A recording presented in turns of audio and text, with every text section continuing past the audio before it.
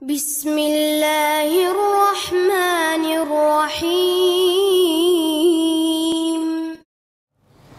Bismillahirrahmanirrahim. Assalamualaikum warahmatullahi wabarakatuh.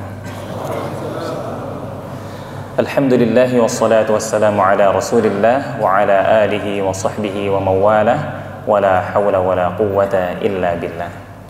Ashhadu an la ilaha illallah wahdahu la syarika lah wa ashhadu anna Muhammadan 'abduhu wa nabiyyuhu wa rasuluh la nabiyya wa la rasula ba'dah. Allahumma anfa'na bima 'allamtana wa 'allimna ma yanfa'una wa zidna 'ilma. Allahumma la sahla illa ma ja'altahu sahla wa anta taj'alul hazna idza syi'ta sahla. Baik ikhwati fillah rahimani wa rahimakumullah. Baik, alhamdulillah kita mulai memasuki pada materi inti ya. Insyaallah di kesempatan kali ini akan disampaikan oleh Ustazuna Ustaz Faikar Mujaddid SAG hafizahullah taala.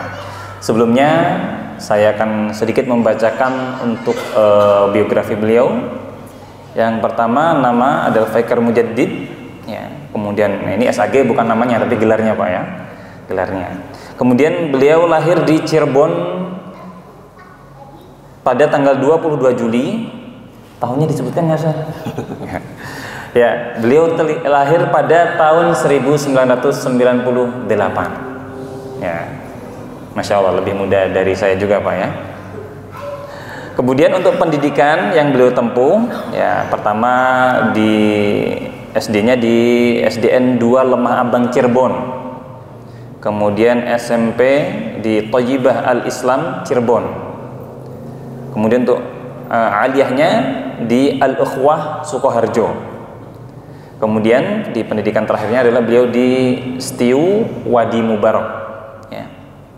Untuk aktivitas beliau sehari-hari yaitu adalah sebagai pengajar di Ma'had Tahfidz El Mahir Cidahu Sukabumi ya. Ini adalah ma'had yang juga diampu oleh Syekh kami ya, Syekh Abdul Qawi Al-Arjali Al-Yamani. Untuk perjuangan belajar beliau, ya alhamdulillah beliau sudah mendapatkan beberapa matan, baik dari matan-matan tajwid maupun dari matan bacaan. Ya. Untuk matan bacaan, alhamdulillah beliau sudah mendapatkan matan qiraah Asim, ya, yang di dalamnya nanti termasuk di dalamnya adalah ada riwayat Hafiz dan riwayat Syu'bah. Kemudian qiraat Al-Kisai, yang di dalamnya nanti ada riwayat Abul Harith dan Ad-Duri. Kemudian insya Allah yang sekarang ini sedang proses itu adalah qiraah Nafi', ya. Kemudian juga qiraah Hamzah. Ya, kita doakan semoga beliau dimudahkan dalam proses belajarnya dan bisa banyak memberikan kemanfaatan kepada kita semua. Kemudian untuk matan, matan tajwid ya, yang sudah dikuasai alhamdulillah adalah matan Jazari, kemudian matan Tuhfatul Atfal, kemudian matan Samanudi, dan insya Allah yang sedang proses ini adalah matan Syatibi. Yang matan Syatibi ini konon kata beliau adalah matan yang lumayan serem buat para pembelajar Al-Quran karena jumlah matannya sampai dengan 1173 bait. Betul Ustaz ya? Ya, sekarang sudah sampai bait ke berapa Ustaz? 500. Udah sekitar 500-an. PR-nya masih panjang ya. Ya ini ya, semoga jadi motivasi buat kita bersama ya, meskipun di sini di hadapan kita mungkin beliau usianya lebih muda, tapi masya Allah untuk keilmuannya ya kita bisa sama-sama ambil pelajarannya, dan insya Allah kita akan sama-sama mendengarkan apa yang nanti akan beliau paparkan berkaitan tentang perjuangan para ulama dalam mempelajari Al-Quran. Baik, untuk selanjutnya kepada Ustaz Faikar, falyatafaddal mashkur. Assalamualaikum warahmatullahi wabarakatuh. Alhamdulillah wassalatu wassalamu ala Rasulillah wa ala alihi wa sahbihi wa man wala wa la hawla wa la quwwata illa billah.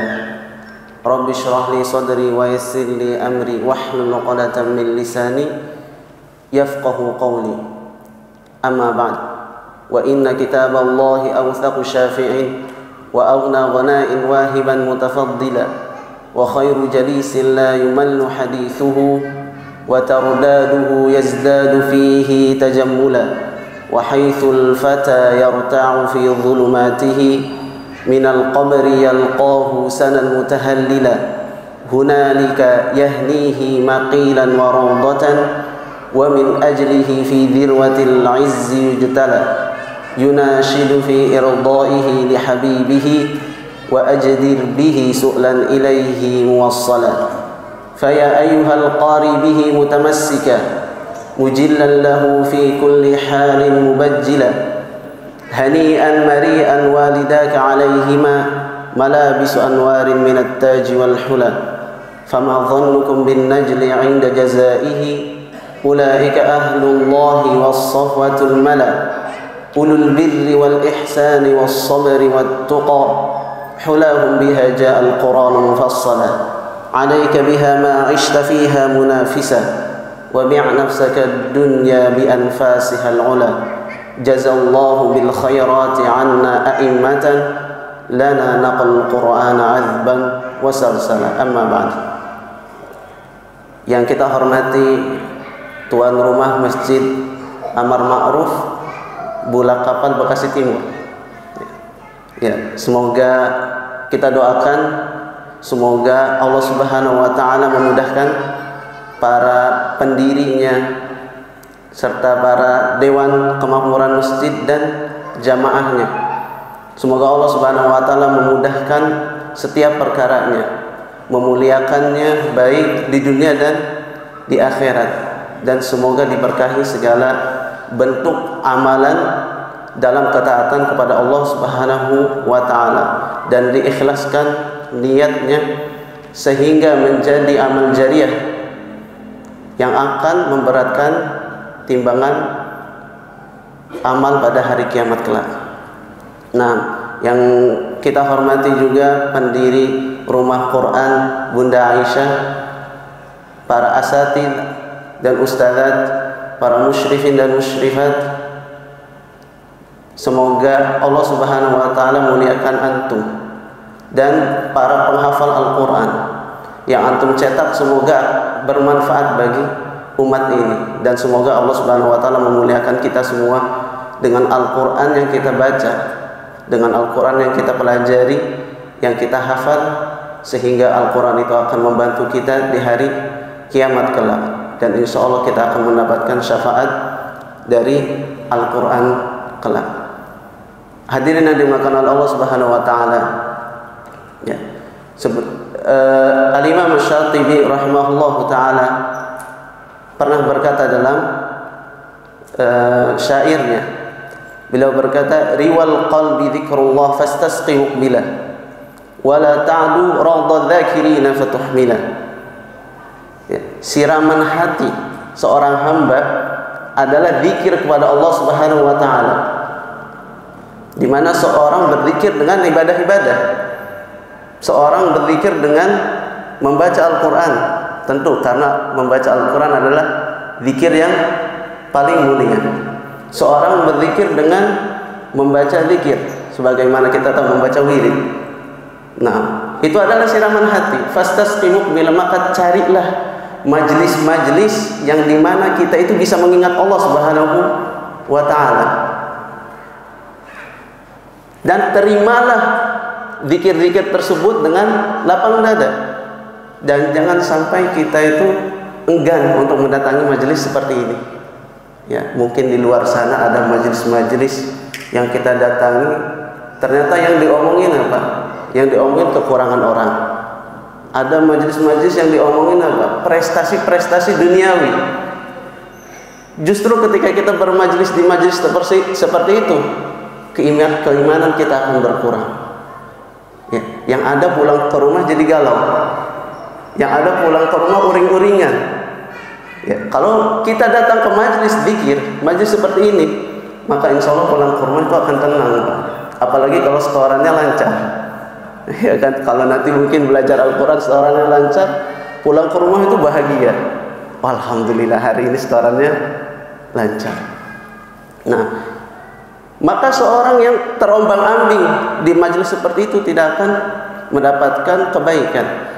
Nah, majelis seperti apa yang akan menambahkan keimanan kita? Yaitu majelis di mana di dalamnya dibacakan Al-Quran, majelis di dalamnya dibacakan hadis Nabi Sallallahu Alaihi Wasallam, majlis yang di dalamnya kita lebih dekat kepada Allah Subhanahu wa taala.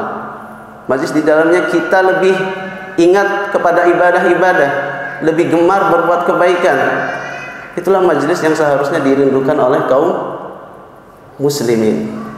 Nah, maka kalau kita bersyukur kepada Allah Subhanahu wa taala yang masih memberikan kita kenikmatan untuk bermajlis di majlis yang insyaallah Allah ridhoi.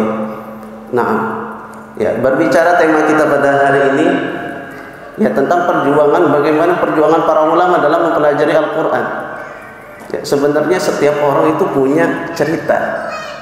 Ya, mungkin sebenarnya kalau cerita kita itu dituliskan, itu lebih dramatis Pak ceritanya. Ya, mungkin tadi diceritain ada yang sudah hadir ke majelis ternyata libur. Ya kan? Lebih dramatis mungkin ceritanya.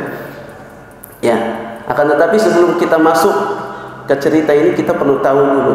Ternyata Al-Qur'an itu, Pak, tidak hanya mudah bagi orang Arab. Karena sekarang anggapan kita ya, orang Arab itu lebih mudah baca Al-Qur'an. Orang Arab itu lebih mudah ngafal Al-Qur'an. Ternyata enggak. Allah Subhanahu wa taala berfirman, "Bal huwa ayatun bayyinatun fi suduril ladzina utul 'ilm." Bahkan Al-Qur'an tersebut adalah ayat-ayat yang jelas yang terdapat pada hati setiap orang yang berilmu. Nah, di sini tidak menyebutkan Al-Qur'an itu hanya punya orang Arab. Ya. Al-Qur'an itu hanya dimudahkan bagi orang Arab karena bahasanya sama. Enggak. Ternyata banyak orang Arab juga yang hafal Al-Qur'an. Justru orang Indonesia yang sekarang Masya Allah, Al-Qur'an itu berkembang di Indonesia. Bahkan ada seorang syekh namanya Syekh Ahmad Yahya Ukaish. Beliau bercerita kalau orang Arab sekarang itu susah ngucapin huruf dod. Bahkan kata beliau dodnya aneh, gitu kan, makhrajnya udah salah. Tapi ke orang Indonesia banyak yang bisa ngucapin huruf dod. Ya, berarti Allah Subhanahu wa taala juga mudahkan kita. Jadi siapapun orangnya yang dia jujur hatinya ingin belajar Al-Qur'an, maka Allah Subhanahu wa taala akan mudahkan belajarnya. Baik itu anak kecil ataupun orang dewasa. Baik itu orang Indonesia ataupun orang Arab Saudi sekalipun. Nah, maka dari itu kita ambil sebuah kisah dari Al-Imam Asy-Syatibi rahimahullahu taala. Ya, nama beliau adalah yang pertama kunyahnya Abul Qasim. Abul Qasim namanya Al-Qasim. Nah, anaknya Abul Qasim. Jadi agak ribet ini ya. Abul Qasim, Al-Qasim ibni Abdul Qasim. Nah, Ibni Firuh, ya, beliau Al-Qasim ibni Firuh ibni Khalaf ibni Ahmad Asy-Syatibi Al-Andalusi Ar-Ru'aini Ad-Dharir. Nah, beliau dilahirkan di kota namanya kota Satifah. Ada yang tahu kota Satifah di sini? Mungkin ada yang suka jalan-jalan ke luar negeri gitu. Wah, kayaknya di Arab, Ustaz. Enggak. Kota Satifah itu bukan di Arab. Makanya kita katakan Al-Qur'an itu bukan hanya punya orang Arab. Bukan dimudahkan hanya untuk orang Arab. Akan tapi Imam Syatibi itu berasal dari Spanyol. Ya. Imam Syatibi itu dari Spanyol. Kalau kita melihat Spanyol sekarang mungkin nggak kayak Spanyol dulu. Kalau dulu Islam itu bangkit di sana. Nah, lahir pada tahun 538 Hijriyah. Nah, beliau itu punya kitab tadi sebagaimana yang dijelaskan oleh Ustaz Abdul Aziz. Beliau itu punya bait syair. Ya, bait syairnya namanya Matan Syatibiyah. Ya, Matan Syatibiyah. Jadi kota Satifah itu kalau di bahasa Arab kan Syatibi. Ya, itu bahasa Arabnya seperti itu. Nah, punya Matan Syatibi. Matan Syatibi ini kata Imam Ibnul Jazari rahimahullahu taala, tidak ada syair yang lebih indah di bidang qiraat dari syairnya Imam Asy-Syatibi rahimahullahu taala. Bukan hanya indah, ya, bukan hanya indah, tapi kalau kata orang Gontor itu jelimet. Bukan hanya indah tapi jelimet. Kenapa beliau Imam Jazari mengatakan sangat indah? Karena Imam Syatibi ini begitu puitis, Pak. Puitis. Jadi kalau ada Imam Al-Quran itu ada 7. Ada yang mengatakan 10, ada 7. Kita ambil saja 7. Nah beliau itu mengatakan 7 imam tersebut sebagai 7 rembulan. Jadi saking puitisnya seperti itu. Sangat indah. Semuanya 1173 bait itu lam semua belakangnya. Ya, makanya dikatakan lamiyah, lam yang ada di akhir. Semuanya lam. Kalau kita tahu Tuhfatul Atfal itu semuanya beda-beda ya, Pak, belakangnya. Kalau ini lam semua. Nah, yang selanjutnya beliau juga punya kitab namanya Aqilatul Atrab Al-Qasaid dalam ilmu Rasul. Lalu beliau juga menuliskan kitab Al-Qasidah Ad-Daliyah fi Talkhis At-Tamhid lil Imam Ibni Abdul Bar. Jadi kitabnya Ad-Daliyah, ada Aqilatul Atrab Al-Qasaid sama Ad-Daliyah. Nah, lalu siapakah beliau sebenarnya? Kata Imam Adz-Dzahabi rahimahullah ketika mengatakan tentang beliau adalah seorang allamah. Apa allamah itu? Adalah imam besar, allamah. Nah, imam yang cerdas, yang hafal hadis. Tapi beliau lebih terkenal dari bidang qiraat, bidang Al-Qur'an. Ya, kalau dikatakan orang yang belajar Al-Qur'an itu Al-Imam Syatibi pasti langsung ngeh, gitu kan? Karena kita juga membaca Al-Qur'an itu lewat jalur beliau. Jadi kalau ada riwayat Hafiz An-Nasim min Tariq Syatibiyah, itu dari jalurnya beliau. Nah, beliau adalah imam ahli Al-Qur'an. Lalu juga imam dalam hadis, beliau juga meriwayatkan hadis, dan beliau terkenal juga imam bahasa dalam bidang bahasa. Tapi bukan bahasa Spanyol ya. Oh, dari Spanyol berarti bahasa Spanyol enggak. Ya, imam bahasa Arab. Nah, ini membuktikan bahwasanya orang luar Arab juga banyak yang fasih dalam bahasa Arab. Nah, kita mulai dengan perjalanan belajar beliau, perjalanan intelektual beliau. Nah, yang beliau awali dari kota kelahirannya, yaitu Satifah atau Syatibi. Nah, beliau itu belajar mulai menghafal Al-Quran di sana, mulai menghafal Al-Quran, memutkinkan hafalan, memurajah hafalan itu di sana. Ya, di tangan Abu Abdullah Muhammad Ibni Abdul As An-Nafazi, itu guru beliau. Tapi bukan hanya belajar Al-Quran, pasti belajar ilmu yang lainnya juga.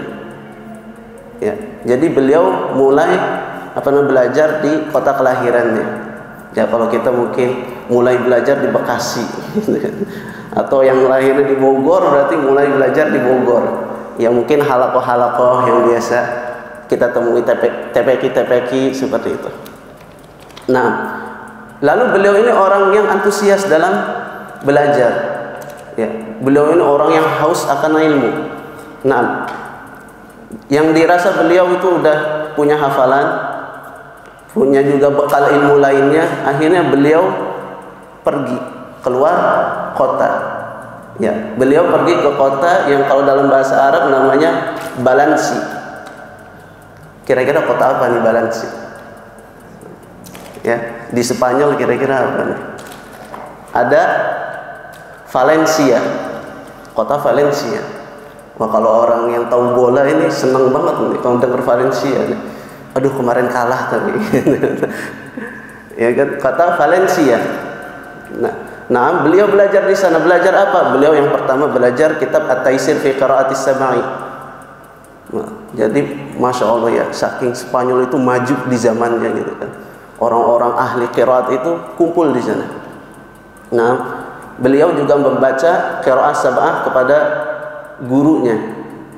Lalu juga beliau meriwayatkan hadis dari gurunya. Ada sebagian gurunya kita sebutkan di situ ada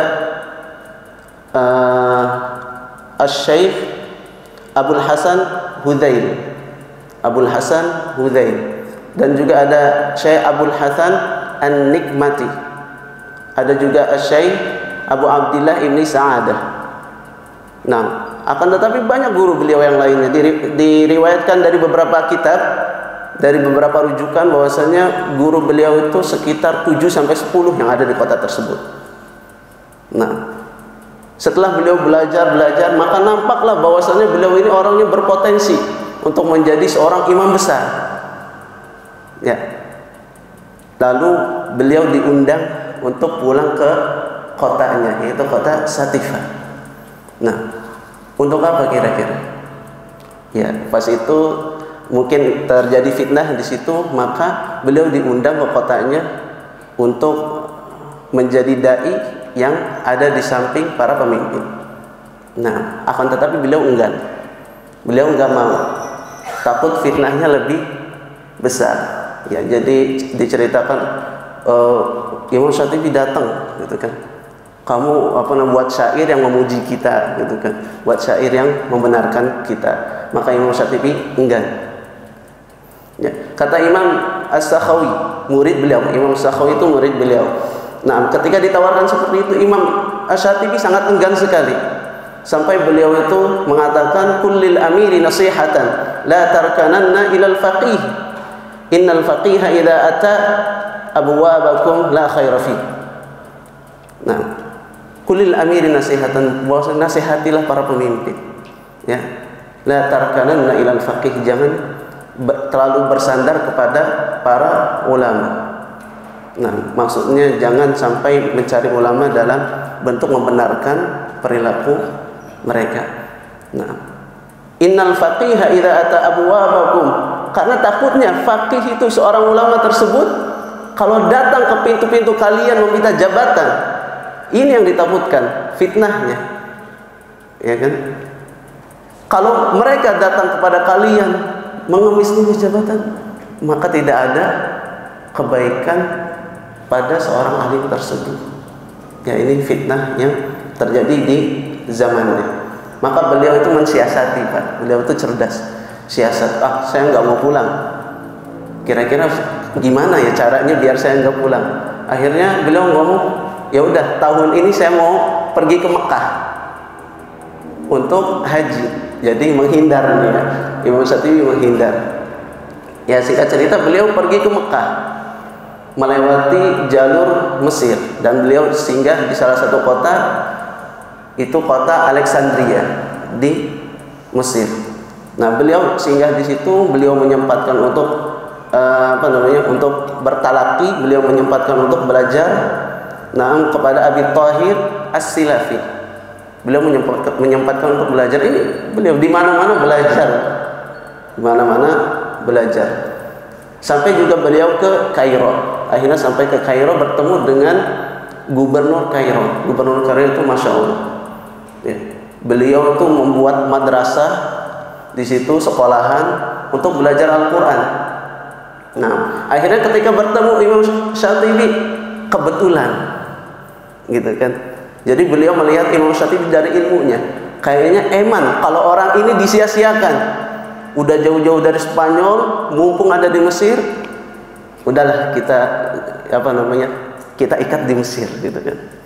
Makanya kata gubernur tersebut, Imam Syatibi, saya itu tahu kalau kamu itu lagi perjalanan ke Mekah ingin haji. Ya.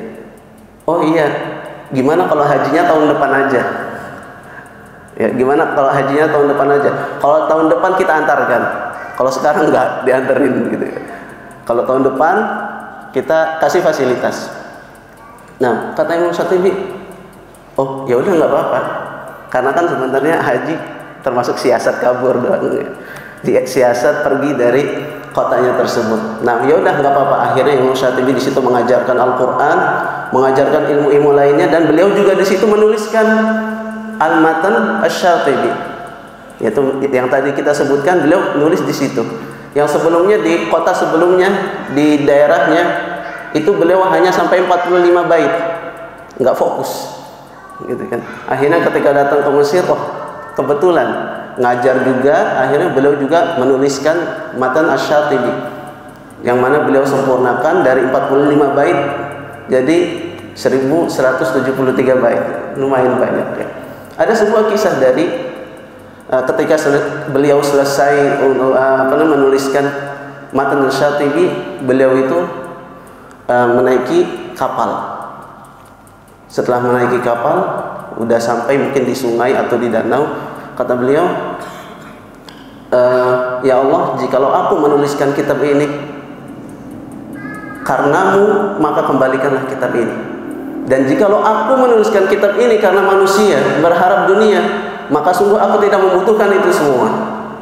Maka beliau melemparkan kitabnya ke air, ke sungai atau ke danau atau ke laut. Nah, lalu beliau pulang. Nah, waktu bersamaan ternyata ada nelayan di sana. Ada nelayan lagi jaring ikan. Ketika jaring ikan, lihatnya ada, kok nemu buku. Ya. Ketika dilihat, kata orang tersebut, bisa dibaca tapi nggak paham, gitu kan. Saking emang orang sudah bisa bahasa Arab belum tentu paham Syatibi kalau belum tahu rumus-rumusnya, karena isinya rumus semua. Ini bacanya bisa nih, cuman nggak paham apa. Tidak ada yang paham tulisan ini kecuali Imam Syatibi, kata orang tersebut. Akhirnya datang ke rumah Imam Syatibi, lalu ini gimana Imam? Cara memahaminya gimana? Ini kitab saya. Nah, jadi begitu keikhlasan beliau. Lalu singkat cerita, beliau di situ juga mengajarkan Al-Quran sampai Al-Hafidh Abu Syamah Al-Maqdisi. Ya, beliau mengatakan, ra'aitu jama'atan fudala fazu bi ru'yati Syekhi Misri Syatibi. Kulluhum yu'azzimunahu wa yuthni ka ta'zimi sahabatin Nabi. Maka para thalabul ilmi, para orang-orang yang berkecimpung di bidang ilmu Al-Quran khususnya, maka mereka telah beruntung dengan kedatangan Imam Syatibi ke Mesir. Bahwasanya ini harta karun yang sangat berharga. Nah, maka mereka semua memuliakan Al-Imam Asy-Syatibi rahimahullahu ta'ala, sebagaimana mereka juga memuliakan sahabat Nabi ridwanullah alaihim ajma'in. Nah, setelah itu diceritakan juga beliau akhirnya haji, ya, diceritakan oleh Al-Imam Al-Qurtubi bahwasanya beliau itu tawaf di Ka'bah ribuan kali. Ya, tawaf di Ka'bah ribuan kali, dan setiap beliau menemui titik di mana doa itu mustajab, maka beliau berdoa, Allahumma fatiras samawati wal ard, alimal ghaibi wasyahadah, rabb hadzal baitil azim, infa' biha man qara'aha. Wahai Allah Subhanahu wa taala, pencipta langit dan bumi, yang mengetahui yang nampak dan yang tersembunyi, dan Tuhan rumah ini, yaitu Masjidil Haram dan Ka'bah. Nah, infa' biha man qara'aha, maka berilah manfaat kepada siapa saja yang membaca Matan Syatibi. Nah, saking beliau ini memang sangat ikhlas dalam menuliskan Matan Syatibi. Nah, selanjutnya karena keikhlasan beliau sampai sekarang Matan Syatibi itu tetap ada, Pak. Ya, kata Imam Ibnul Jazari, setelah beliau itu banyak yang mengarang matan-matan yang lebih mudah daripada Syatibi, matan-matan yang lebih ringkas daripada Syatibi. Akan tapi Syatibi ini jadi favorit memang, jadi favorit walaupun agak jelimet, ya, favorit. Makanya orang Gontor itu takut, Pak. Orang Gontor kan banyak yang ke Madinah, jadi daftar di Madinah ngambil jurusan Al-Quran, ngambil jurusan lain-lain gitu kan. Mereka juga ada penghafal Al-Quran dari Gontor ke Madinah ngambil jurusan syariah dan lainnya. Ketika ditanya kenapa orang Gontor itu nggak ada yang mau ngambil jurusan Al-Quran di Madinah. Waduh, maaf mas, ini matanya susah mas, kebanyakan gitu. Wah, seperti itu. Nah, itu tentang Al-Imam Syatibi. Nah, di mana beliau juga pada tahun 587 beliau sempat beriktikaf di Baitul Maqdis, Baitul Maqdis di Palestina. Beliau sempat beriktikaf di situ setelah penaklukan Salahuddin Al-Ayyubi. Nah, beberapa tahun setelah penaklukan tersebut. Nah, beliau iktikaf di sana selama sebulan, lalu beliau pulang. Setelah 3 tahun, beliau rahimahullahu taala diwafatkan pada hari Ahad. Pada hari Ahad ba'dal asr pada 28 Jumadil Akhir. Nah, pada tahun 590 yang mana umur beliau cukup muda, 52 tahun. Masya Allah, umur beliau ketika wafat cukup muda.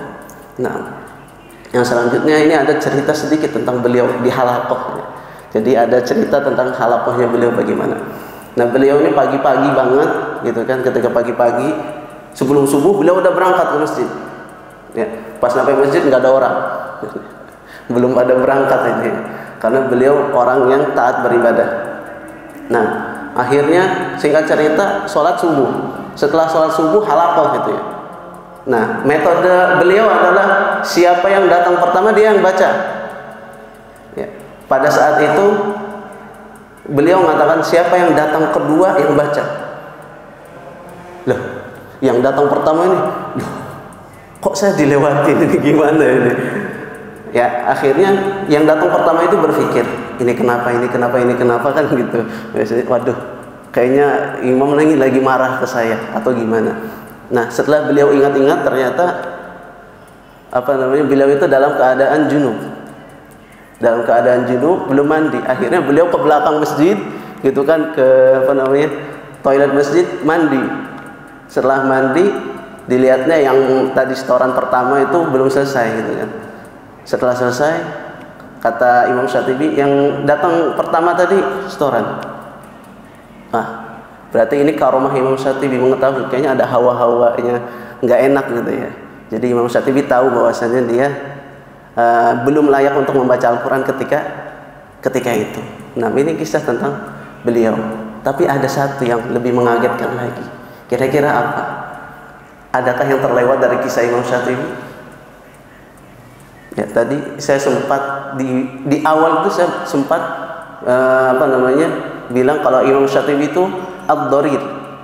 Apa kira-kira arti ad-dharir? Ya, jadi kita udah menjelaskan semuanya dari awal hidupnya gitu kan, sampai belajarnya, sampai wafatnya. Begitu ceritanya menakjubkan. Tapi ada lagi yang lebih menakjubkan daripada itu, yaitu bahwasanya Imam Syatibi adalah orang yang buta. Imam Syatibi adalah orang yang buta. Kebayang tadi kita udah, wah keren ya Imam Syatibi, wah Masya Allah ya, perjalanan belajarnya seperti itu. Ternyata beliau ada orang yang buta. Nah, jadi nggak ada yang menghalangi seseorang dari belajar Al-Quran. Apapun itu nggak ada yang menghalangi seseorang. Ketika Allah Subhanahu Wa Taala sudah memudahkan Al-Quran ini untuk dipelajari, maka tidak akan ada yang mengatakan Al-Quran itu susah. Jadi nggak ada Al-Quran itu susah. Al-Quran itu mudah. Nah, itulah kisah Al-Imam Asy-Syatibi rahimahullahu ta'ala. Jadi begitu indah kisah beliau. Dimanapun beliau berada, yang pertama beliau itu selalu belajar. Baik di Andalus, tadi di kota Satifah, Valencia, terus Mesir, beliau tetap belajar. Yang kedua, beliau tetap mengajar. Bagaimanapun keadaannya, beliau tetap mengajar. Yang selanjutnya, keikhlasan Al-Imam Syatibi. Termasuk tadi dalam penulisan Matan Syatibiyah. Beliau sampai berdoa berkali-kali untuk menjadikan matan ini bermanfaat bagi kaum muslimin. Nah, itu kisah Imam Syatibi. Nah, banyak kisah-kisah dari ulama yang lain, ya, yang mana mereka benar-benar fokus untuk mempelajari Al-Quran, yang mana mereka benar-benar menjalani step by stepnya untuk belajar Al-Quran. Bahkan mereka ada yang safar untuk Al-Quran. Di sini yang paling jauh kira-kira dari mana, Pak? Ada yang dari Palembang? Barangkali naik pesawat ke sini. Kalau asalnya Palembang mungkin ada ya. Ada yang dari mana? Paling mungkin luar Bekasi ada?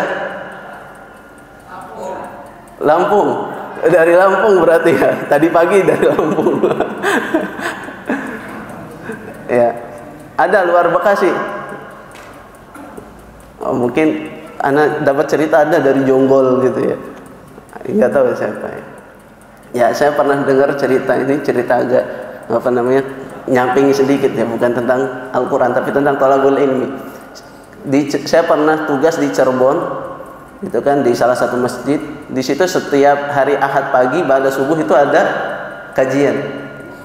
Ya. Ketika ditanya siapa yang paling jauh di sini? Oh, saya Ustaz kayaknya. Dari mana antum? Dari Kuningan Ustaz. Perjalanan berapa jam? 2 jam Ustaz. Oh, 2 jam. Berarti kalau subuh di masjid tersebut perjalanan 2 jam, dia itu perjalanan dari rumah jam berapa kira-kira? Mungkin sekitar jam 2 ya. Jam 2 atau setengah 3. Itu semangatnya itu untuk menuntut ilmu. Ya. Maka kita ceritakan lagi dari kisah ya, kita ceritakan lagi dari kisah Al-Imam Warsh. Ya, dari kisah Imam Warsh, imam yang terkenal, sangat terkenal. Kalau kita wah, qiraat nih Warsh ya gitu. Biasanya seperti itu. Nah, Imam Warsh ini berasal dari, kita singkat aja untuk mempersingkat waktu. Imam Warsh ini berasal dari Mesir. Nah, beliau safar menuju Madinah kepada gurunya itu Imam Nafi. Beliau safar menuju Madinah. Kata beliau, saya tidak meniatkan pada safar saya kecuali belajar pada Imam Nafi.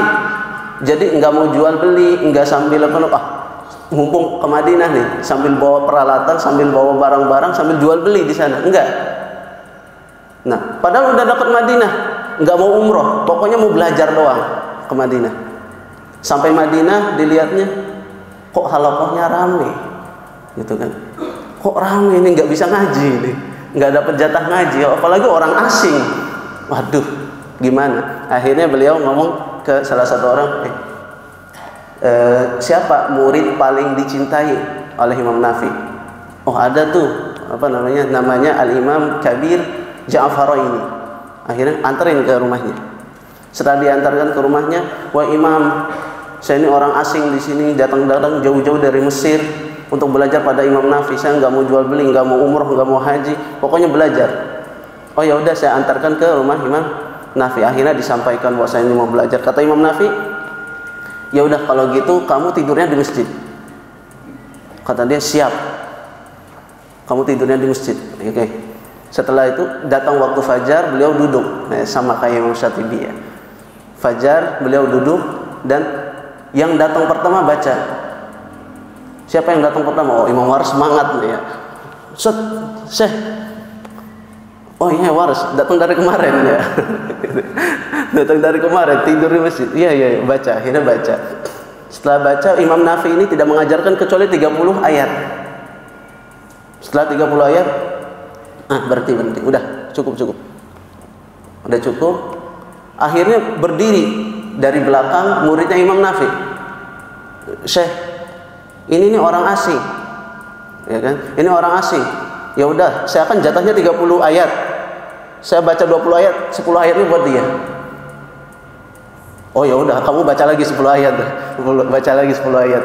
Udah baca 10 ayat lagi, berdiri lagi seperti itu. Jadi terus murid-muridnya, saya juga 20 ayat aja. 10 ayatnya buat Imam Warsh, karena Imam Warsh ini bacaannya indah, bacaannya bagus. Akhirnya patungan tuh ya, teman-temannya patungan ayat gitu kan. Nah, ini buat Imam Warsh nih patungan.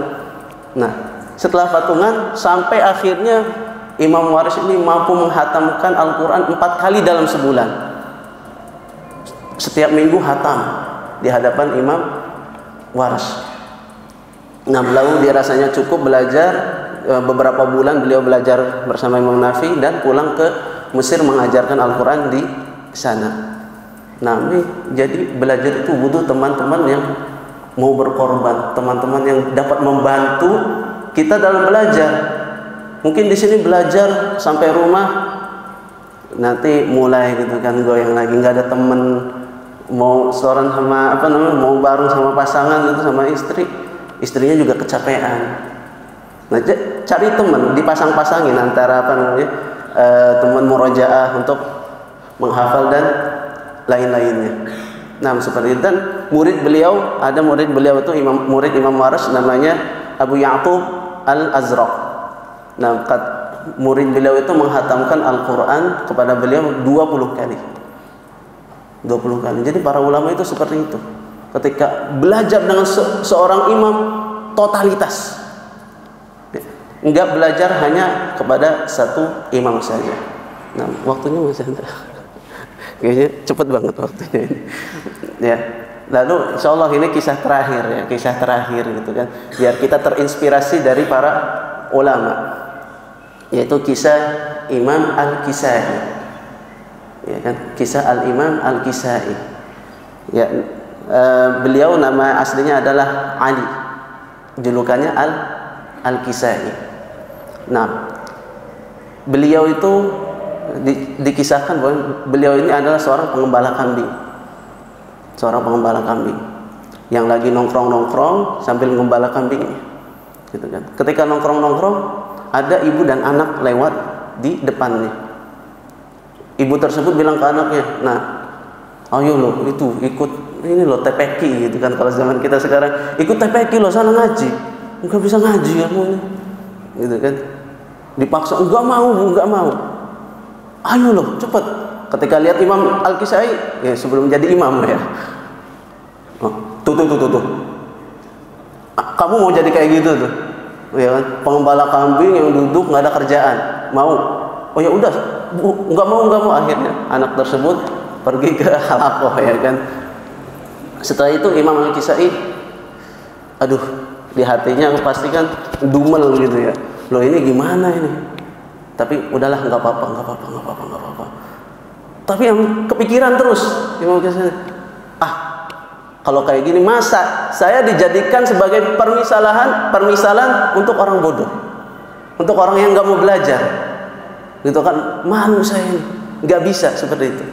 Akhirnya diceritakan bahwasanya Imam Al-Kisai itu mulai menjual gembalaannya tersebut. Berarti punya beliau ya, bukan punya tuannya. Asal jual aja kalau punya tuannya.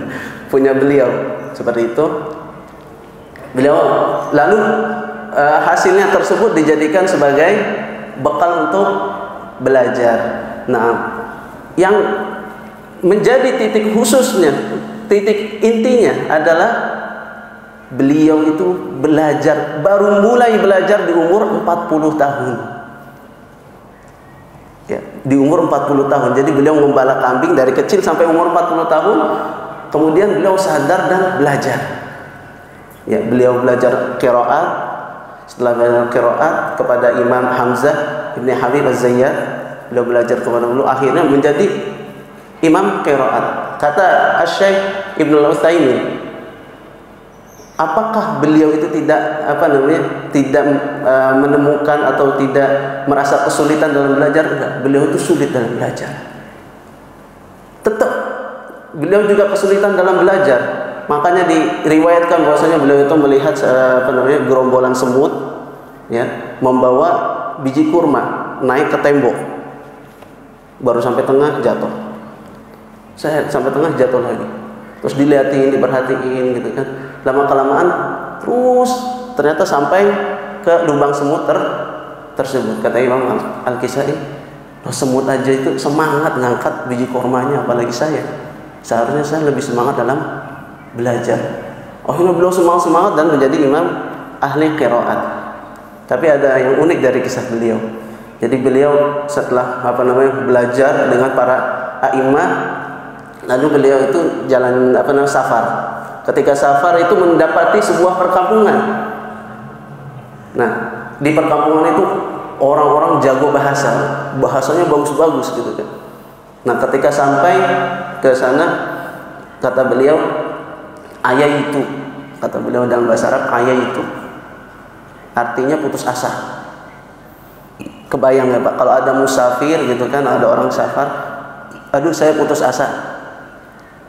Terus kata orang-orang di sana, loh, antum mau duduk di sini, antum mau istirahat di sini, padahal antum ngomong aja masih belepotan. Masa bahasa Arab aja nggak tahu? kata Imam Al-Kisai, kata orang-orang di situ kepada Imam Al-Kisai, bahasa Arab aja nggak tahu. Lah, emang di mana salahnya? Saya kan tadi udah ngomong ayat itu, saya putus asa gitu. Kalau artinya saya putus asa. Enggak gitu. Kalau kamu pengen ngomong saya capek, bukan ayat itu tapi ayat itu. Nah, itu dalam bahasa Arab seperti itu. Kata Imam Al-Kisai, kalau gini masa saya udah belajar qiraat tapi enggak belajar bahasa? Di mana kalian semua belajar bahasa? Akhirnya diarahkan tuh kepada Imam Mu'ad Al-Harra. Akhirnya beliau belajar bahasa. Selesai belajar bahasa, pada beliau enggak cukup, kata Imam, enggak cukup, enggak mau gitu. Akhirnya beliau belajar kepada keponakan imam tersebut. Setelah belajar kepada keponakan imam tersebut, masih kurang. Kebayang nih semangat beliau, ini kayaknya masih kurang nih, saya bahasanya harus didalamin lagi. Kata beliau, akhirnya beliau pergi ke Basrah, bertemu Al-Khalil ibni Ahmad Al-Farahidi. Bertemu imam besar Al-Khalil ibni Ahmad Al-Farahidi. Akhirnya beliau belajar bahasa dari imam tersebut. Selesai belajar, kata Imam Al-Kisai, wahai imam, kamu ini jago banget bahasanya. Kaidah-kaidah dalam bahasa itu jago banget. Di mana antum belajar? Kebayang nih. Tadi belajar, di mana belajar? Terus pengen belajar. Kata Al-Khalil, saya belajar di Badui. Jadi kalau orang Badui itu bahasanya lebih bagus. Ya, di zaman dulu orang Badui bahasanya lebih bagus daripada orang kota. Ya kalau sama ya, kayak kita ya, orang desa Sunda gitu kan lebih bagus bahasanya dibanding orang kotanya, seperti itu. Nah, di Hijaz sana, di Saudi, ya udah, saya akan tinggal di sana beberapa tahun untuk belajar bahasa. Padahal tadi kita katakan umur beliau itu udah 40 tahun. Dia mungkin ketika belajar bahasa 45 tahun atau bahkan 50 tahun. Akhirnya beliau belajar di sana beberapa tahun, dan ketika pulang beliau tidak mendapati Al-Khalil karena Al-Khalil telah wafat dan digantikan dengan Imam Yunus. Nah, digantikan dengan Imam Yunus, lalu berdiskusi Imam Yunus dan Imam Al-Kisai. Setelah berdiskusi, ternyata Al-Kisai ini udah berkembang pesat bahasanya. Kan? Akhirnya beliau yang dijadikan imam rujukan di kota tersebut. Ya, jadi kalau kita kenal, ada yang di sini pernah dengar Imam Sibawai, Imam Nahwu, ya kan? Kalau pernah dengar ceritanya, beliau itu sekelas Imam Sibawai dan sempat bertemu dengan Imam Sibawai. Nah ini, jadi tidak ada yang menghalangi kita. Tadi di awal kisah Imam Syatibi bahwasanya Imam Syatibi adalah orang yang buta. Buta itu tidak menghalangi seseorang untuk menuntut ilmu. Lalu Imam Warsh, jarak yang begitu jauh, Mesir ke Madinah lumayan jauh, mungkin sekitar 1000 kilo ada. Ya, Mesir ke Madinah yang begitu jauh, beliau jalan khusus untuk menuntut ilmu. Lalu yang terakhir Al-Imam Al-Kisai, yang mungkin bukan anak muda lagi, ya, akan tetapi beliau semangat belajar dan akhirnya menjadi imam qiraat dan imam bahasa. Seperti itu. Mungkin itu yang bisa saya sampaikan, kurang lebihnya mohon maaf. Saya kembalikan ke moderator. Baik, Masya Allah, kita mendengarkan kisah dari para ulama terdahulu. Kalau dari 3 imam tadi memiliki mungkin bahasanya kendala-kendala yang berbeda ya. Semacam kalau Imam Syafi'i adalah dalam masalah fisik ya, penglihatan, kemudian Imam Warsh dalam masalah jarak tempuh ya untuk belajar, kemudian Imam Kisai usia ya. Artinya kendala-kendala ini ada kendala-kendala yang sering kita jumpai di sekitar kita. Mungkin kalau kita alhamdulillah pada saat ini Allah berikan kemudahan dengan lengkapnya anggota tubuh kita, Allah berikan kemudahan dengan dekatnya tempat belajar kita, sejauh-jauhnya nggak sejauh perjalanan Imam Warsh ya. Kemudian usia ya, sebagian besar mungkin seumuran ya nggak ya, sebagian mulai belajar seumuran dengan Imam Kisai ya kan ya, banyak yang lebih muda ya, maksudnya yang di bawah 40 tahun ya. Tapi pada poinnya, poin paling besar adalah insya Allah ya, ketika kita sudah sudah mengazamkan diri kita khususnya untuk meningkatkan level kita, meningkatkan derajat kita di sisi Allah Subhanahu wa taala dengan ilmu, maka Allah akan memudahkan jalannya. Hadisnya gimana Ustaz? Hadis itu apa ya sebenarnya? Masalah katarikan. Tidak saudara wal asmu ya. Bukan hadis Ustaz. Bukan hadis ya. Jadi kalau azam itu kuat dan azamnya ini jujur ya, maka Allah akan bukakan atau Allah akan tampakkan pintu untuk menuju kepada statusnya. Baik, berapa hukum Ustaz? Ada mungkin pertanyaan dari anak. Bukan pertanyaan dari jamaah. Anak pertanyaan ya.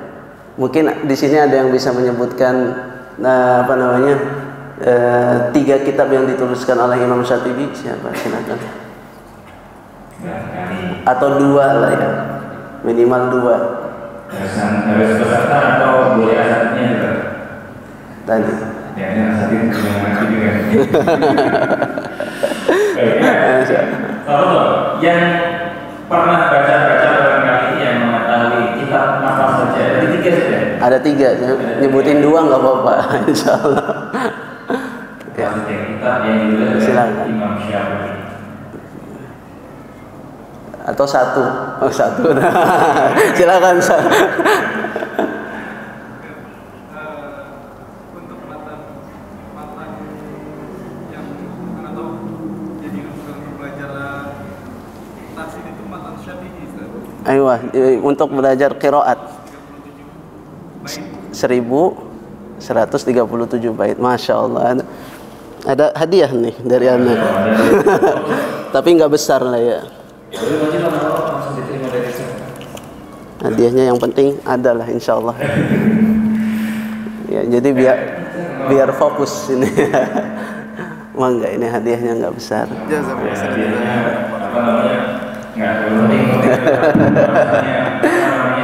Ya, jadi biar dilatih nih apa tadi. Kadang kan ketika kita ceritakan kisah itu larut dalam kisah itu, nggak sempat nulis itu. Kisahnya terlalu bagus nih, gitu. Nggak bisa dituliskan oleh kata-kata, gitu. Ya, seperti itu. Mungkin barangkali ada pertanyaan. Ya, Bapak Ibu sekalian, jika dari para peserta sekalian ada yang ingin bertanya seputar yang diceritakan oleh Syekh Ustadz.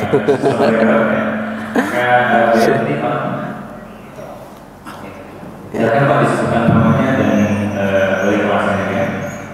Assalamualaikum warahmatullahi wabarakatuh. Saya kita dari kelas 2E. Pertanyaan tadi tersebutkan dari Ustaz Faisal tadi tentang jalur satidiyah. Nah, secara singkat jalur satidiyah itu apa Ustaz? Ya, jalur Syatibi itu gampangnya, jadi kita ada namanya riwayah kita kan hafiz ya, kita membaca dengan hafiz. Nah, kalau Syatibi ini adalah sebuah kitab yang menjadi rujukan. Jadi riwayah di bawahnya ada tariq ya, tariq di bawahnya ada tariq, itu namanya tariq Syatibi, jalurnya. Jadi nanti kalau kita sanad, kalau kita punya sanad itu nanti jalurnya ada disebutkan Asy-Syatibi. Seperti itu. Jadi murid dari murid-muridnya, sehingga Syatibi itu menjadi kaidah yang harus kita jalani dalam belajar Al-Qur'an.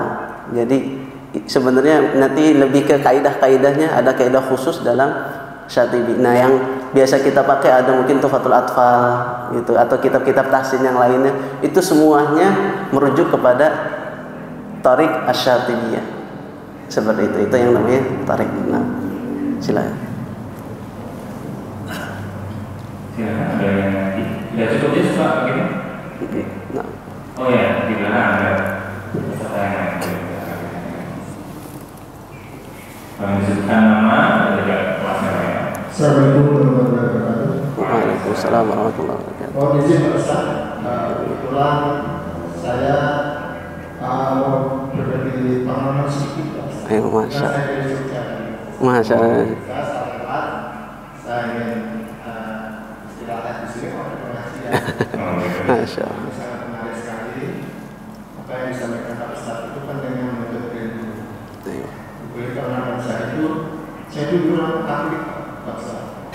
angkat meja. Tapi ketika saya masih Islam itu, ada teman yang mengatakan kalau orang Islam harus baca Al-Quran mas gitu. Sama dulu masih baca Al-Quran. Ya, sudah saya kita ajarin aja. Pada waktu itu belum ada ikhraq Ustaz. Yang ada dari Islam. Bisa. 30 tahun yang lalu ya. Nah itu ternyata Ustaz memang luar biasa Ustaz Al-Quran itu. Pengalaman saya ketika saya mau belajar Al-Quran itu tidak sengaja ketika pada waktu itu Ustaz. Gimana? Ada sinar yang jatuh, cahaya yang jatuh ke rumah itu. Dan yang di rumah itu ternyata yang kejatuhan sinar itu dia mengajari saya Al-Quran Pak. Dari sama. Tentunya saya berkata-kata karena saya sudah 30 tahun waktu masuk Islam itu berkata-kata tapi dengan ingin lihat saya sungguh-sungguh dengan kata-kata itu saya akhirnya belum sampai selesai. Terus anak itu menginjak puasa remaja pertama kali puasa. Jadi saya itu puasa itu 15 hari di bulan habis kisah puasa.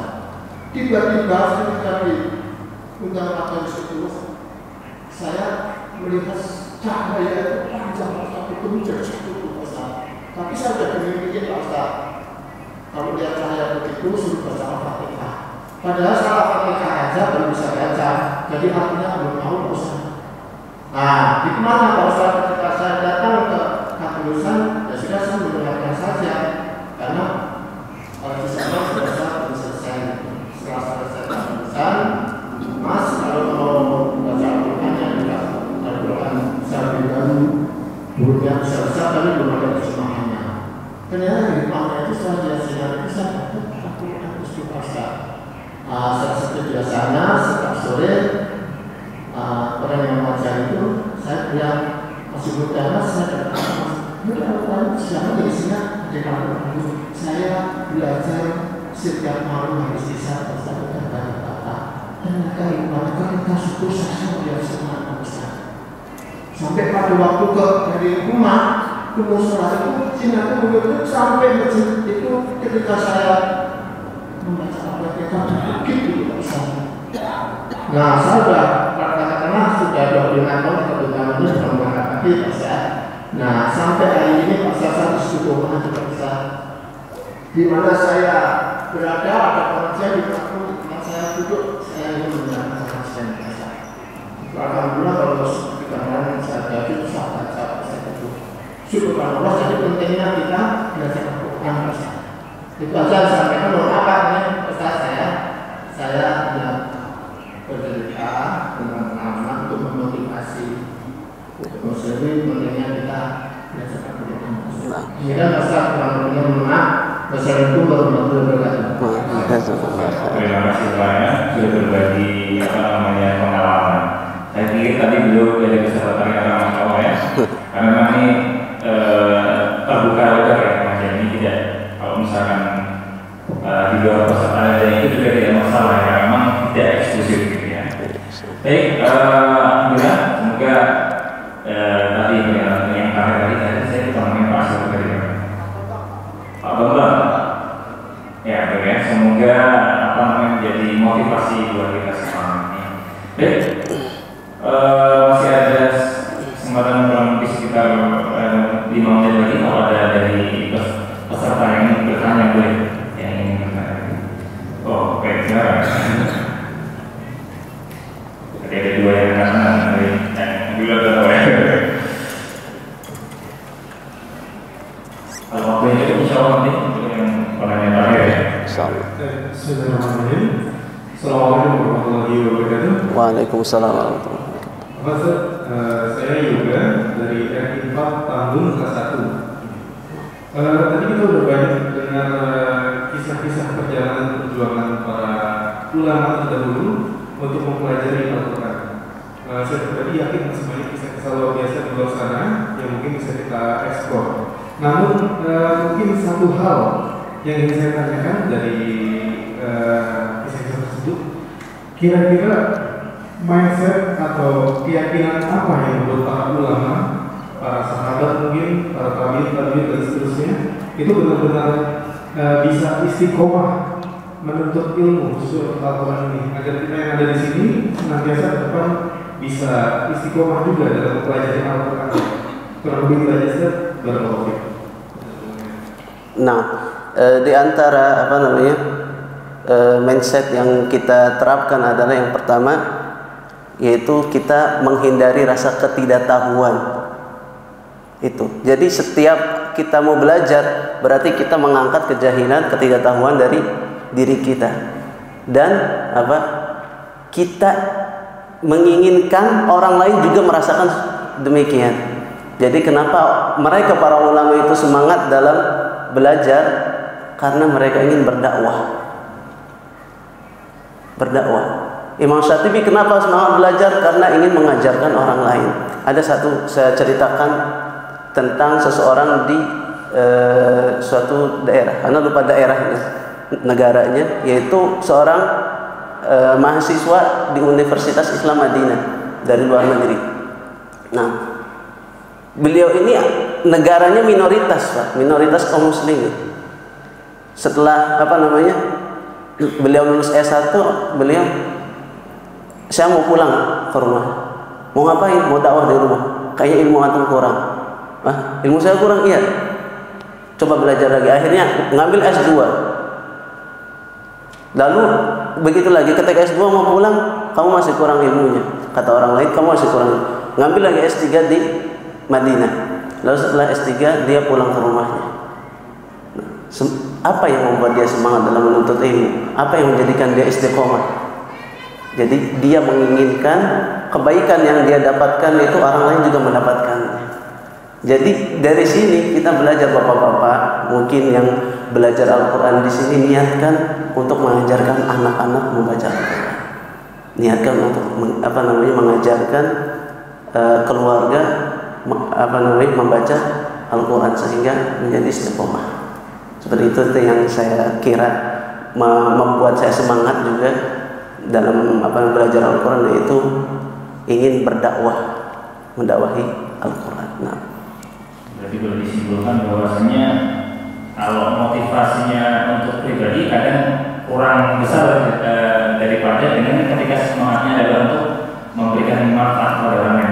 Nah, baik, mungkin itu ya Bapak sekalian. Ya, saya kira kita masuk yang berhubungan erat dengan khairukum man ta'allama al-Qur'an wa 'allama. Tidak berhenti pada hanya belajar, tetapi juga mengajar. Masya Allah. Baik, terakhir. Tadi siapa? Tadi saya dari starting dari stop angkat tangan. Bapak ini. Kacamata. Terakhir ya. Assalamualaikum warahmatullahi wabarakatuh. Waalaikumsalam warahmatullahi wabarakatuh. Mungkin karena saya pikir dengan ketiga ada beberapa materi tadi ya, saya agak awam. Yang pertama adalah matan itu apa? Iya, saya lupa ini. Matan itu bukan yang tadi ya, bukan pakai N tambahan ya. Takut jadi mantan. Ya, matan itu syair, Pak. Jadi syair kan para penuntut ilmu itu kalau baca kitab itu biasanya membosankan, Pak, kurang senang. Jadi ngafalnya bait syair. Jadi sehingga bisa diiramakan. Seperti itu. Ya, saya contohkan sedikit dari syairnya Imam Asy-Syatibi rahimahullahu taala dalam bab daliqad. Jadi ada bab daliqad yang agak jelimet katanya. Wa qad sahabat dzailan dhalla zarnabun jalathu sabahu syaiqan wa mu'allala fa adhharaha najmun bada dalla wadihan wa adghama warsun darra dham'ana wa amtala wa adghama kahfun wa adghama kaf murwin sampai lupa ini saking ribet deh ya. Jadi seperti itu. Dhayra dhabilin zawadhillahu waghrun tasaddahu kalkala wa fi harfi zayyana khilafun wa mudhhirun hishamun bisadin harfahu mutahammila. Nah di situ syair itu bagaimana? Yang akhirnya lam semua. Ya, jadi matan itu adalah sebuah syair yang menjadikan kita tuh senang ngafal. Seperti itu, barakallahu fiik. Oh, boleh juga. Iya. kedua, Syafi'iyah ini selain Imam Syafi'i ada lagi yang bisa juga dalam pertimbangan selain Imam Syafi'i. Ya, jadi yang terkenal yang pertama Imam Asy-Syatibi rahimahullahu taala, lalu yang terkenal juga Al-Imam Ibnul Jazari yang sering kita dengar itu Imam Ibnul Jazari. Beliau mengarang kitab Ad-Durrah Al-Mudiyah. Jadi kalau kalau Syatibi, saya kebetulan bawa Syatibi ya sebenarnya. Ini matanya jadi kecil, sebenarnya kecil. Tapi jelimet ini udah mulai rusak tapi enggak hafal-hafal. Ya. Jadi ada Imam Ibnul Jazari yang punya Durrah Mudiyah. Ya, beliau itu qiraah asyrah namanya, ada qiraah asyrah. Nanti bisa ditanyakan ke Ustaz tentang qiraah asyrah. Yang terkenal Imam Ibnul Jazari. Lalu banyak lagi yang sebenarnya yang pertama ada Imam Mujahid. Ya, Imam Mujahid, ada Imam Ad-Duri dan lain-lainnya. Jadi banyak juga yang terkenal dalam bidang tersebut. Nanti bisa dicari gitu kan. Kalau mau lihat atau baca biografi beliau ada di yang pertama kitab Syiar A'lamin Nubala punyanya Az-Zahabi. Tapi mungkin kalau bisa dicari ada bahasa Indonesianya, alhamdulillah. Lalu Ma'rifatul Qurra Al-Kibar lil Imam Az-Zahabi juga, punya Imam Az-Zahabi juga. Jadi di situ banyak imam-imam Al-Qur'an. Nah, khusus Ma'rifatul Qurra Al-Kibar, imam-imam Al-Qur'an di situ dibahas semua cerita-ceritanya. Nah, seperti itu. Ya, jadi yang pertama tadi tentang matan itu ada syair, ya, yang isinya ada kaidah-kaidah saja, tapi dibawakan dalam bentuk syair saja dihafalkannya. Nah, kemudian yang kedua tadi selain Imam Syafi'i, sebenarnya masih ada imam-imam yang selevel dengan beliau ya dalam masalah jalur Al-Quran. Tapi mungkin di Indonesia yang cukup populer adalah Imam Syafi'i. Baik, insyaallah untuk pemaparan kita cukupkan. Nanti kita masih ada sesi berikutnya yaitu adalah sesi talqin. Ya, mungkin Ini sama nanti mereka akan membimbing para peserta sekalian untuk talqin. Kali ini bukan Al-Fatihah, mungkin Al-Fatihah sudah sering ya. Kita coba ya, meskipun sebagian besar juga sudah hafal, tapi insyaallah akan ditalqin oleh mereka, yaitu adalah surah Al-Baqarah yang di muka pertama. Apa boleh? Nah, ya insyaallah kita akan membaca surat Al-Baqarah awal. Semuanya membawa Ya, insyaallah sudah banyak yang hafal insyaallah ya. Silakan untuk disiapkan dulu mushafnya.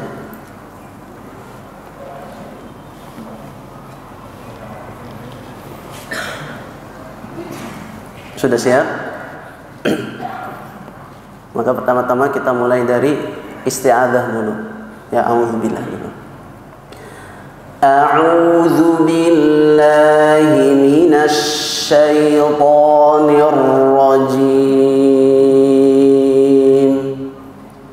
A'udzu billahi minasy syaithanir rajim. Ayo. Bismillahirrahmanirrahim.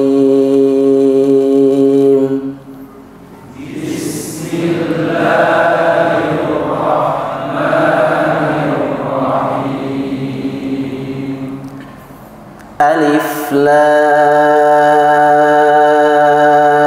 Mim.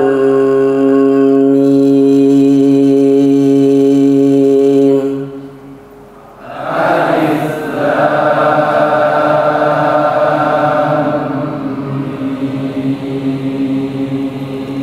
Ya, pada Alif Lam Mim ini perlu diperhatikan. Jadi alif itu bukan dibaca alif. Kadang-kadang ada orang baca alif lam atau alif. Nah, ini salah. Jadi nggak ada matnya di situ, langsung alif seperti itu. Ya, kita ulang sekali lagi. Alif lam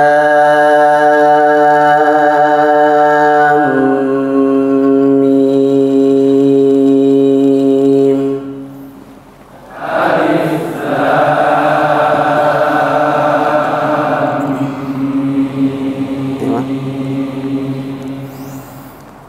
Dzalikal kitabu la raiba fihi.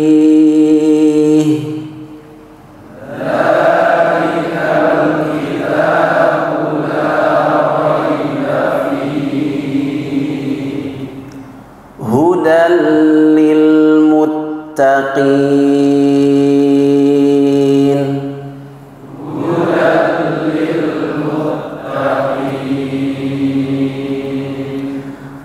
Alladzina yu'minuna bil ghaibi wa yuqimunas salata wa mimma razaqnahum yunfiqun.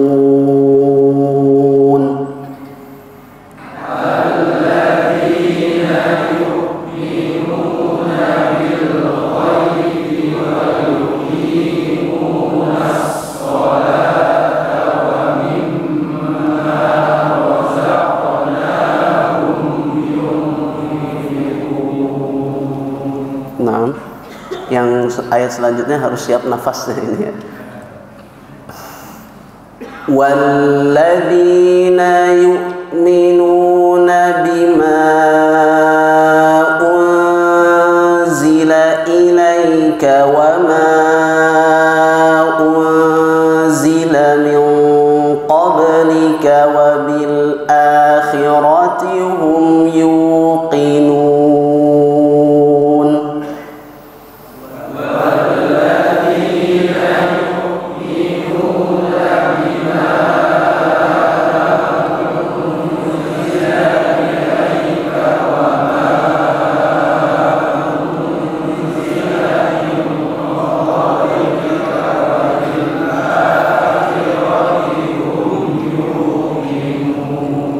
Masyaallah. Min qablika itu udah pada turun. Ada yang hilang satu persatu. Ya. Jadi memang apa namanya? Yang butuh nafas. Di situ nggak ada tanda wakofnya. Ya, harusnya di mushaf-mushaf itu nggak ada tanda wakofnya karena memang apa namanya? Syekh Abdul Qawi melarang wakof pada kalimat tersebut.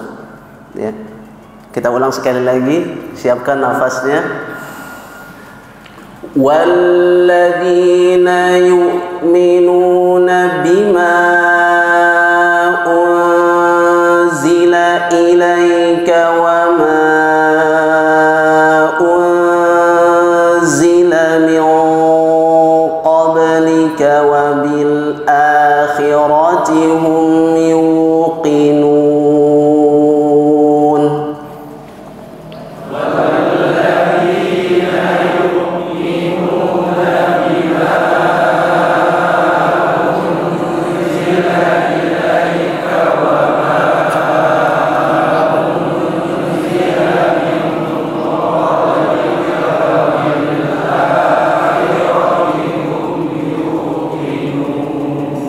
Masya Allah, ini tambah bagus, ini nafasnya tambah kuat. Nah ini ayat selanjutnya insya Allah ada wakofnya, tanda wakofnya. Ulaika ala hudan mir rabbihim.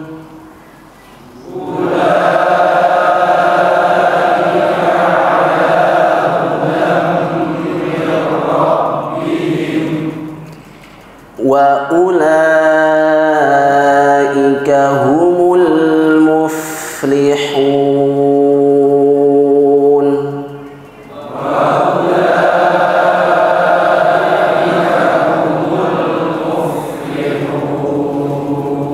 Nah, masya Allah, barakallahu fikum. Nah, di sini ada sedikit tambahan ya untuk apa namanya kita memperhatikan apa saja sih yang harus kita perhatikan untuk apa namanya biar bacaan kita itu lebih sempurna. Ada 5, kurang lebih ada 5. Yang pertama tahqiqul hamzah. Jadi apa namanya mengucapkan hamzah secara sempurna. Ya. Jadi di situ tadi ada misalkan a'udzu. Jangan kita baca a'udzu, ha. Jadi bukan a itu ya. Ha. Nah, a'udzu. Nah, seperti itu. Itu yang pertama. untuk memperjelas hamzah. Yang kedua memperjelas sukun. Misalkan contohnya bismillah. Ya, bismi. Jangan bismi. Nah, ada bis. Nah, ini berarti sukunnya belum sempurna. Ya kan? Bismi. Nah, kalau bisa nanti ada nggak tahu tuh harokat tambahan atau apa. Ya. Yang selanjutnya adalah tasdid. Nah, ini tasdid yang biasanya agak sulit. Ya.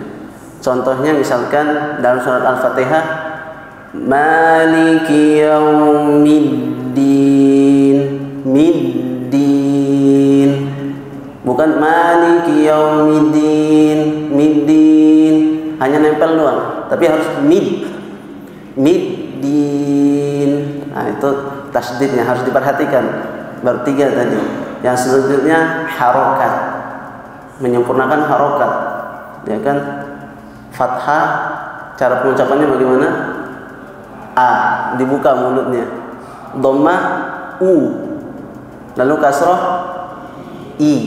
Nah, seperti itu. Tapi nanti kita memang menilainya lebih ke suaranya. Kadang ada orang sudah terbiasa membaca harokat tersebut, mulutnya nggak sempurna, akan tetapi suaranya sudah sempurna, insya Allah sudah boleh seperti itu.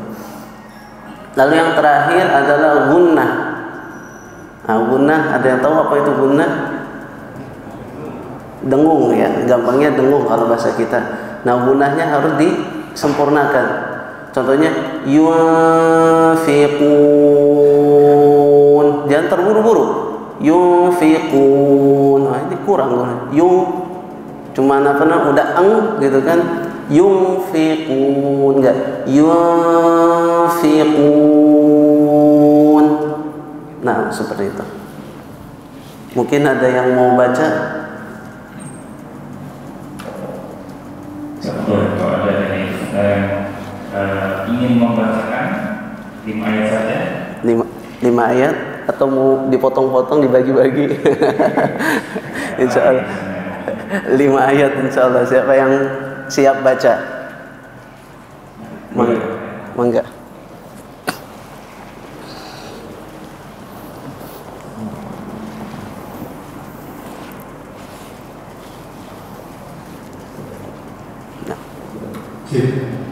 Silakan.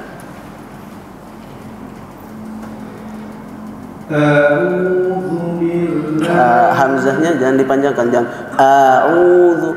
Ayo. A'udzu billahi minasy syaithanir rajim. Bismillahirrahmanirrahim.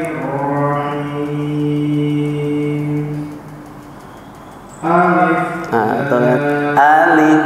Jangan seperti itu. Alif. Mau baca alif.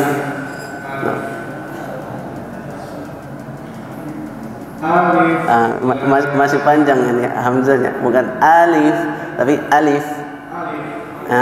Seperti itu. Alif lam mim. Dzalikal kitabu la raiba fihi hudal lil muttaqin alladzina yu'minuna bil ghaibi banyak pendek bil ghaibi wa alladzina yu'minuna bil ghaibi wa yuqimunas sholata wa mimma razaqnahum yunfiqun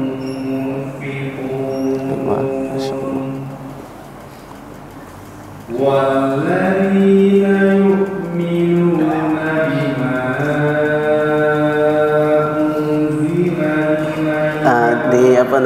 unzilanya ditahan dulu sebentar, jangan terburu-buru. Nah. Walladzina